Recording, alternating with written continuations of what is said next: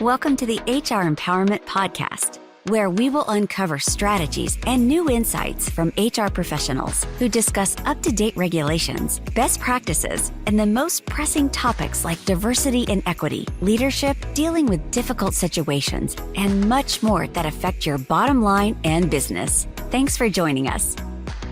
Everybody, welcome back. It is Wendy Sellers here, the HR lady, with my co-host, JC. Hey there. We are here. We're going to dive right in because this is such an awesome topic, and it's sad that it's needed. But our guest, Michelle Dickinson, here is a workplace mental health strategist and resilience coach, and has given us some amazing advice about her business. So what's the name of your business, Michelle? Trifecta Mental Health. Trifecta Mental Health. And your website is careforyourpeople.com. That's it. Love it. I absolutely love it. We touched on this a little bit, but I want to talk a little bit more about burnout at work, because even without an official diagnosis of some kind of medical condition, mental health condition, burnout's real. So many of us, me included, if I didn't have a couple days off this past week just to go and burn off some steam and attempted to sleep, that didn't really happen. But I needed to just turn my computer off. I mean, I'm the HR lady, and I was feeling so burnt out. Yeah. Well, here's my question. Why are we letting it get to a point of burnout? Right? This is what I challenge my clients all the time. Why are you waiting until you have an employee hit burnout? Then you're losing them. Then they're going to be out of the office. They're going to be on disability. They're going to be trying to figure things out. And you're lucky if you get them to come back, because now they've been burned out by the work, the very work that they were doing that probably at one point they loved. So why wait to burn out? That's my big argument. Why not have these conversations about how do I preserve my emotional well-being? What can I be doing every single day so I don't hit that burnout wall? So it's really about, okay, what strategies and tools do your people have to care for themselves?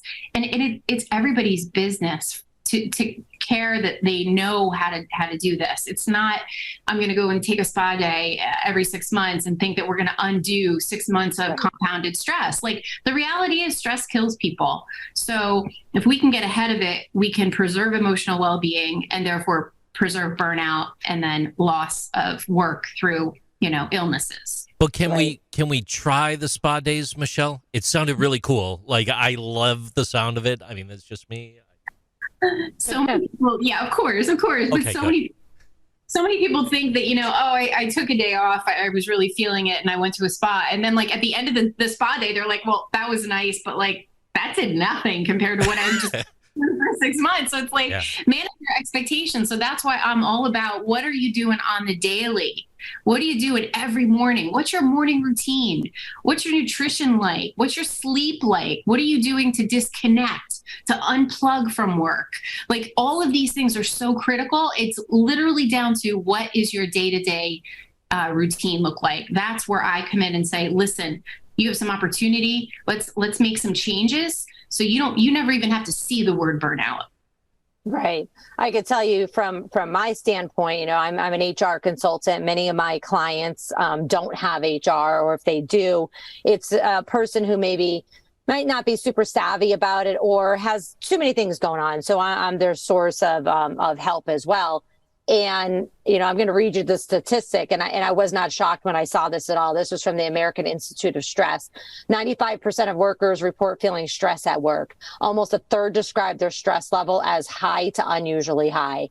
And I know with my clients, with my friends alone, just in my friend group, I could see it on their face. And, JC and I, we've talked about this on another podcast or two, that in the last year alone, just in my very close friend group, I would say 80% of that friend group quit their job to get a new job that was less pay, but also less stress and less work. So they're like, I will give up the pay. And I think if you're at a certain level of salary or total compensation, you can do that. But for many people who are not, and they're at a lower end, they're just going to quit their job to go to another job that's low pay and be stressed about another reason. So, how do you I just like, how do you support people that are just saying, I'm burnt out? For me, I go in and do management training and say like, hey, managers, business owners, and then leaders, and then managers, you're the source of the stress. Are they though? But are they though? So here's my challenge. This is the thing. You hire people because they're good, they're ambitious, and they're dedicated. Then when they show they're dedicated and they give and they give and they give and they give, to a fault, to the point where they're not creating balance so they can take care of themselves to come back and be focused and do the job. Whose fault is that? Is it the employer or is it the employee? So this is where I want to bring it back to the employee and say, you want to have the long game be a success, then you got to make yourself and your boundaries and your personal self-care a daily thing so that you can keep showing up. You think of an Olympian, they don't do a race after a race, they take downtime. Yeah. Like we almost have to retrain people how to make themselves a priority so that they can show up and do the job that they know they're capable of. So many people forego that thinking, I'm just going to grind. I'm going to grind 8, 10 hours, 12 hours. I'm just going to go.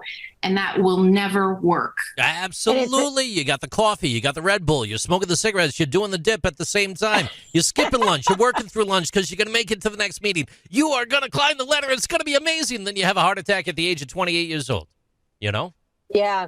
And then on top of that as well, it's like, okay, so maybe they do climb the mat ladder. Maybe they get that commission check. Maybe they get that bonus check. But then the rest of their life, it may, be miserable because they said, I sacrifice relationships and friendships and families so that I can go after this career goal. And nobody stopped me. Therefore, I keep going. So I totally see what you're saying there, Michelle. We have to train not just companies, but we need to train people to stand up for themselves and say, I'm burnt out. But here's an interesting other aspect of it, since we were talking about generations in the first series, our first session of this podcast series, is the younger generations, you tell me, you're the expert, but the younger generations are doing that and everybody's mad. Yes. They're saying, I want balance. They're saying, I need a mental health day. They're saying what they need. And I think it's also getting attention, and people are starting to say, wow, okay, this is not the way it used to be. This is a new world we're in here. So to be competitive, are you offering something as simple as a resilience coach to teach your people how to take care of themselves so that they can be the best of their, show up the best of their ability? Right. With that said, we will be right back to discuss more healthcare options and mental health care options specifically for employers, and employees. We'll see you in a minute. Thank you for joining the HR Empowerment Podcast, brought to you by Aurora Training Advantage.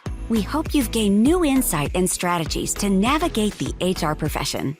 We look forward to you joining us again on the HR Empowerment Podcast.